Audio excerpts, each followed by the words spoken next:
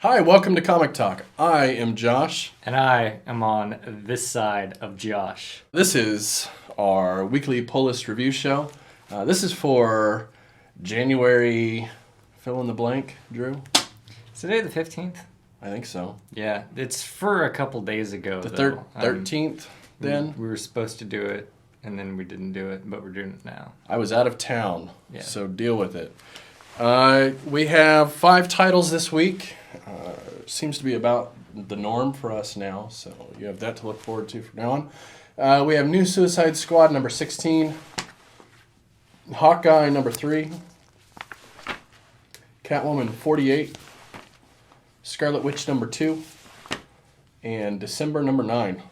December? December. Did I say December? You always do. Do I really? Every time. Descender number 9. So we're going to start off this week with New Suicide Squad number 16. This is Ryan Briones and Blonde.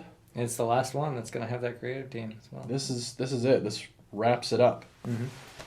So this one, yeah, wraps it up. Everything with Vic Sage and Waller comes to a head, and they sort it out the old-fashioned way. Yeah, I kind of feel like to say that this wraps it up or oversells it, maybe. It's not bad. It concludes the series, though, or the arc. Whatever. Yeah, it really, I mean, it's just a return to status quo is what we get. Yeah. So what did you feel overall about this issue? I feel like it probably tried to fit the next 4 issues into one. Yeah. And this is what we got. It wasn't as good as the last one, Mm-hmm. you know. Yeah. Again, I may be biased because I don't like the way the Vic Sage thing panned out, Mm-hmm. and really I don't even understand the point of using him, because like everything that he said in this issue and the previous one, like it's not of character for him Mm-hmm. at all. Mm-hmm. So I don't know why they didn't just call him like fucking Brian Jones or something like that. Why Right. is it Vic Sage? I don't understand why it was Vic Sage. Right, what the use of that is, especially now considering they're moving off this title. So if maybe they were intending to set up something bigger, maybe they didn't know they were leaving, and so now, like, oh, it's over, so we'll just do something shocking with him instead. Maybe? I don't know. Overall, I really felt like this didn't... To say that this is a conclusion is to state the obvious only so far as it's the last one. So Mm-hmm. it has to be a conclusion. But I don't feel like any of the characters concluded their arcs. It's just over and they're all back in their Right. cages. And that's kind of all we get. Yeah. That's about all I got to say about that. Yeah, Yeah. me too. The artwork is the same as it's been for a while. It's acceptable. It's not great.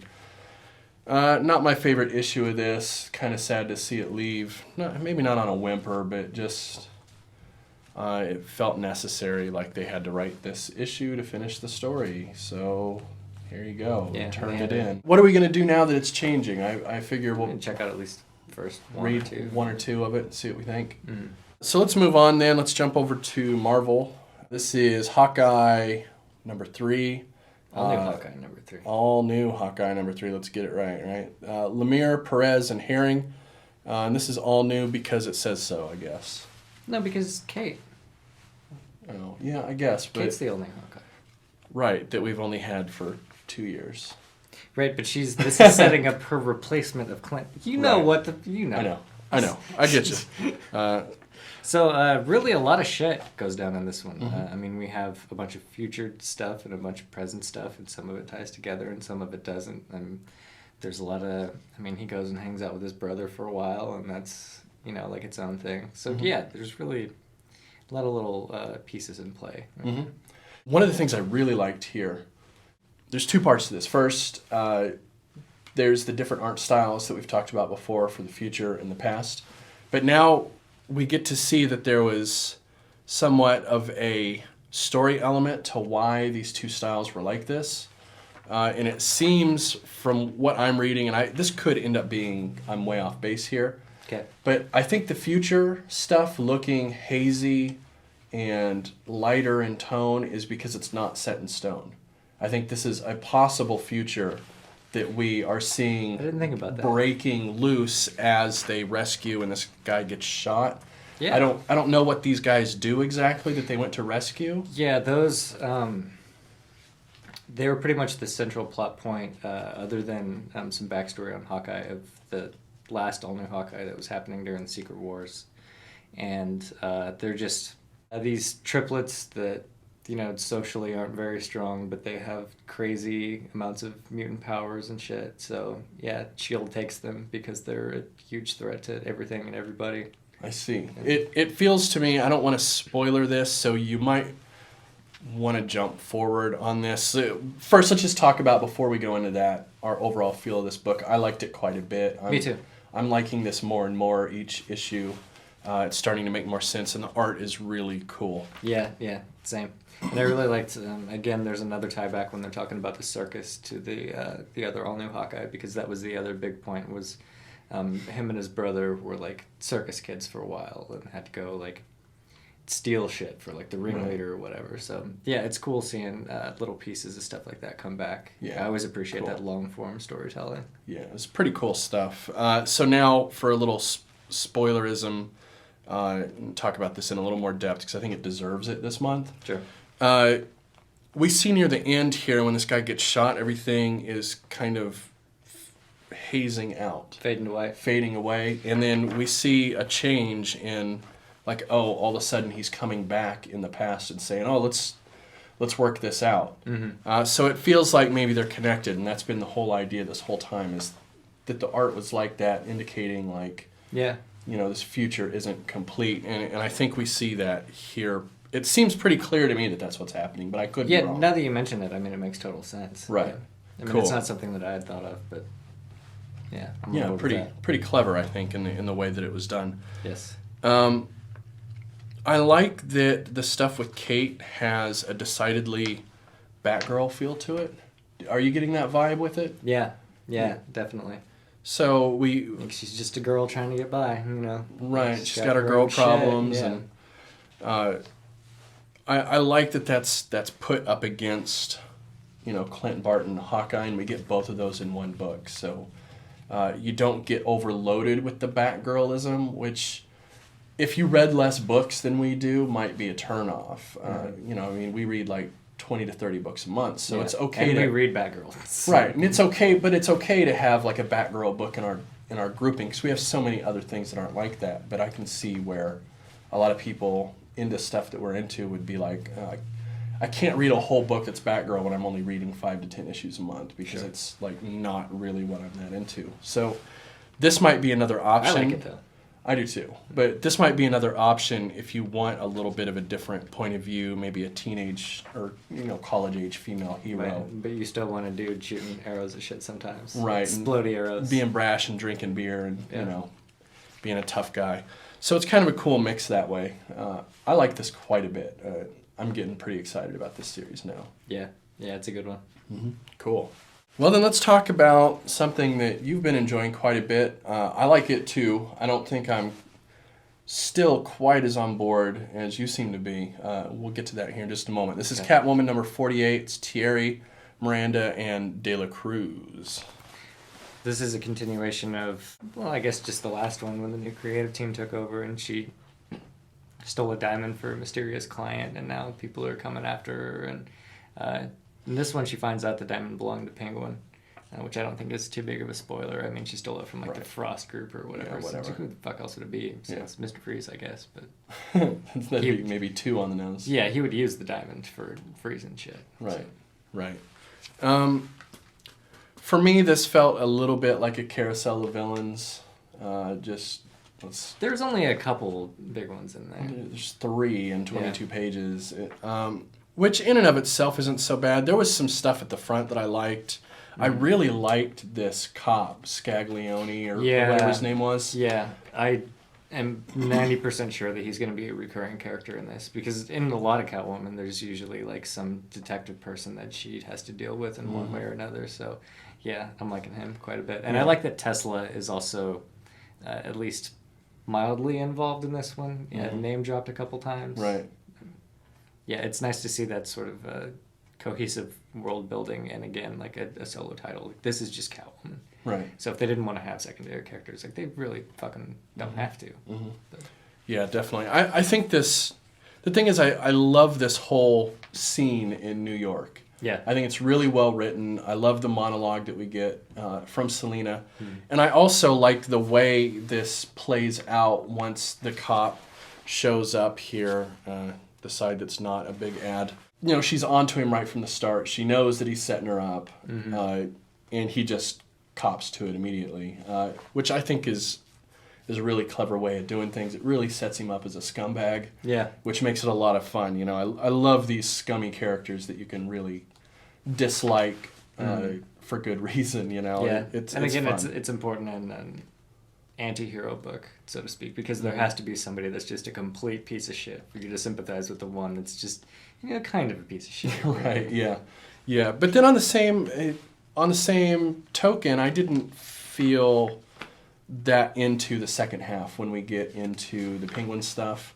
I guess for me, the last run just had so much Penguin. I was kind of bummed to just see him immediately back again. And, Sure. oh, it's Penguin again. Mm-hmm.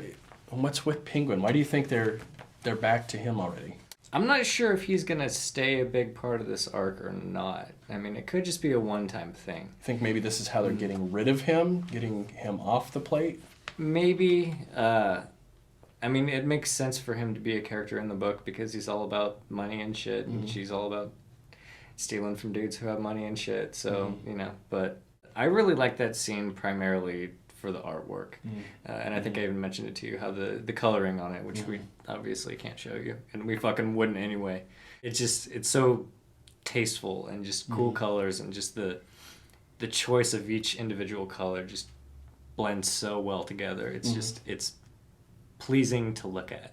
Yeah, it's a cool palette. I agree with you there. The inking I'm not super into, and so I didn't even really... I didn't feel the coloring as much as you are until the end with Croc when he shows up. Right at that point, I was like, oh, this is really cool looking. But up until that, I think I was pretty deep into the dialogue, but I didn't even really catch a lot of the coloring, to be honest. And the inking doesn't stand out to me, so then the coloring... Sure. And then the paneling itself, there's a little bit of creative paneling in there, but it's a lot of your typical style, so... Sure. This was also the first thing I've read this week. So sometimes the first thing you read, you don't catch some of that stuff. So it might just be that as well. Sure. I kind of see what you mean about the parade of villains now. Well, we'll see what happens in the next one. Yeah. Well, one of the things I liked about the previous issue, this new team's first outing, was that it wasn't these same villains. It wasn't this same... It felt like a whole new status quo. And now, just one issue after that, we're like trudging back through... everybody that we just got done with, I feel like. Hopefully the mysterious client isn't Black Mask. Yeah, no kidding. God damn it. Be really frustrating. Yeah, hopefully somebody interesting. So now let's go back over to Marvel for the second Marvel book of the week for us. This is Scarlet Witch #2. This is by Robinson and Rudy. Rudy did all of the art on this one. So you want to give us just a quick rundown of what this is? Yeah, she's freaking out because there's like some tainted shit happening in the magic universe, and a Minotaur shows up and is killing people in Italy. Yeah, pretty much. Writing-wise, I already know you're going to have the same critique you did last time, where it's very pulpy. It definitely feels like more dime store novel type of writing. Yep. But what did you think of this art? See, this is like maybe something that I would be down to read just for the art. Probably like 3/4 of the way through it, I kind of just I would flip to a page and really just like look at the art for a while, and then like skim the dialogue and like fucking whatever, and then go to the next page and just look at the artwork. Yeah, because it's so good. You know, it's like classically good. Right, it's amazing, and just like the watercolor kind of work on the skies, and then it's masterful. Yeah, it really is like a master class. It's like a book of paintings. In art. It really is. Awesome. Yeah, and it's all this different mixed media. Like there's a lot of mixed media here. It's watercolor and charcoal and ink and just some digital and all sorts of different stuff going on here. This looks like it's like some colored pencil Yeah, work. pencil. You know, there's just all, like, every type of art is in here, and the paneling is crazy too. Yeah. You know, every page, the paneling is like this. It's just these crazy circular panels and cutouts and pretty wild art. Yeah. So writing, I like this pulpy style. I still do. I liked the first issue. I like this issue too. I'm just into it. I dig it. I like the way it feels with this art. But at least you agree with me the art is cool here, right? Yeah, that art's cool. All right. I would much rather, though, on a title like this, see something like just 90% Narration. narration. Boxes, yeah. I mean, something really like a weird world-esque, Right? maybe. Mm-hmm. So to see it take this sort of very, I mean, I don't want to say elementary, but that's kind of what it is. It's just you're playing off of lore and, you know, name dropping shit that sounds cool and stuff. It's just a little bit disappointing. It could be a lot cooler than it is if it was just like more about being philosophical and less about being It's about conversational, which is what I like about it. I like that it's taking these sort of lore-ish stuff and it's just conversational about it. It's like, and it's literally like most of it is two people sitting at a cafe talking about witchcraft. Yeah. Because again, to me, it just feels like your typical city witch, like chick in her like mid-30s or 40s who wears a lot of drapey shit and then goes and drinks coffee and talks about fucking crystals and stuff. Like No, seems like you're eavesdropping like on those people, but there's really cool artwork. I agree, which is again, I think the fact that they are those people, but yet they're actually those people. Those people for real is kind of the charm of the whole thing. You know, she's actually that person that you would normally roll your eyes at and be like, oh, Jesus Christ, really? Yeah. But, like, all of her little pouches and potions and bullshit actually does stuff. Does stuff, and her crystals and her new age mumbo-jumbo nonsense is all real. I like it. I think it's clever. Not just some chick who rubs mineral oil under her feet to try to fucking cure depression. Right. So let's move on to our last title. This is an Image book. This is Descender, Jeff Lemire, and what's his name? Dustin Wynn. Mm-hmm. So Tim 21 and Andy are kind of searching for each other. They find the robot moon at the end, which is cool. Mm-hmm. I really like the stuff with Dr. Kwan and his new hand, his Luke Skywalker hand. Yeah. That he was not satisfied with. That he was not happy with. Hack job. It's like, how dare you give me this awesome robot hand? Like, this piece of junk. Well, he made fucking Tim 21. Right. Dude. He could probably make a better fucking hand. Right. But overall, we get a lot more of the same style and look here. We get some more stuff with Andy. We get this one meta situation where he changes his hair color, Tim 22, because otherwise it would be confusing, that I really liked. I thought was extremely clever. Yeah. Like, it felt like a response, maybe, to complaints that maybe they'd heard, because they were, like, really hard to tell apart. So he's like, well, I'll just draw him with, like, red hair now. We'll just add it into the story, you know. Because red's programmed to be his favorite color. So right, of course. Yeah. Right. But, you know, but they actually mentioned, like, oh, this could get confusing, like, right in there. Of course, they're talking about with everybody else, but clearly the point is for us, for the reader. Yeah. And then there was another moment where Telsa... I always have to think that it's not Tesla. Right. Was talking about like if they had to just choose one and stuff. Now you can tell them apart. Right. Yeah. Which comes after. Right. Like they're talking about that and then they walk in and like, oh, now you can tell who's who, which was pretty good as well. We had the robot battle, like gladiator robot arena with Driller kicking ass, and that was pretty cool. I didn't like this one as much as I liked the previous one, but the previous one was pretty awesome. So this is still a good book. Definitely worth the $2.99. Again, with this one just being like the obvious written for trade kind of thing. Like, if you have a standout issue, sure, that's going to be great. But that doesn't necessarily mean that among the context of like the whole trade that this is going to come in, that it's not going to be like one of the better ones. Right. You know, as it relates to the whole story. Right. Yeah, this is definitely decompression has happened here. So we're, you know, there's no antagonism or anything that happens. It's just more information, really, a day in the life of almost here. So and they kind of bitch at each other, here a and little there, bit, but it's inner turmoil instead of somebody trying to murder them and shit. So. Right. It's pretty minor. We don't get much forward movement in the story overall. We're just getting character development. Yeah. Cool. Good stuff overall. Yeah, definitely. And the art's cool as always. It's that weird watercolory, half-finished looking thing that definitely, like you said, grows on you over time and it gets cooler the longer we read it, I think. Yeah, you just got to stare at it for a while. Yeah.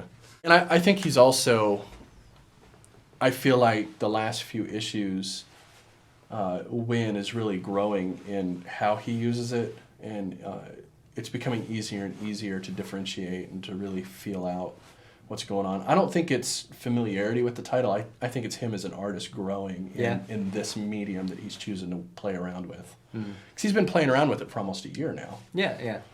It also seems like we have, I don't know if it's just like as it pertains to the story or what, but less crowds of people. Mm-hmm. So, I mean, but yeah, that could just be him picking his shots too. And like if there's a group of people like really focusing on one or two at a time instead of trying to portray them as a whole, which is problematic for the art style. So Right, which is kind of, he seems just to be growing and learning the style and how to use it. Right. Cool. Well, that pretty much wraps this one up. That's everything we read. Earthing. So, cool. Next Monday, we're going to be talking about Moon Knight, right? Yeah. Yeah, we're going to be talking about Moon Knight, Dead Will Rise. This is the Volume 2 of the Moon Knight series from a few years ago. This is Wood and Smallwood. They picked this series up where Ellis and some other guy stopped. Was it Belair? I think Belair was on that, strangely enough, who does a lot of the stuff that we like currently. So go figure there. So they stopped after 6.